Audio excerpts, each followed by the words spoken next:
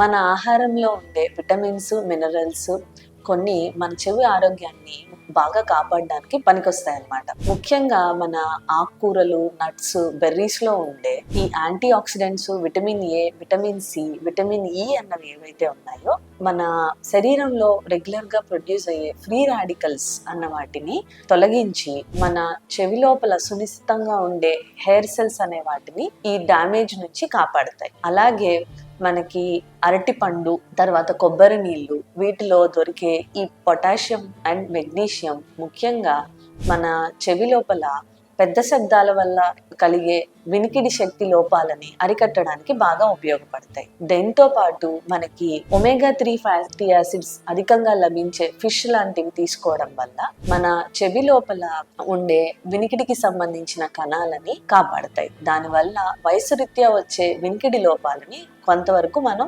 తగ్గించుకోగలగచ్చు. అలాగే vitamin B12 and folate, ఈ 2 vitamins కూడా మన వినికిడి నరానికి సంబంధించి ఫంక్షన్ కి అండ్ ఆల్సో రక్త సరఫరా మన చెవికి మంచిగా అవ్వడానికి కూడా చాలా ఉపయోగపడతాయి. లోపాలు ఉన్న పేషెంట్స్ లో మనం ఎక్కువగా వినికిడికి సంబంధించిన లోపాలు చూస్తూ ఉన్నాం.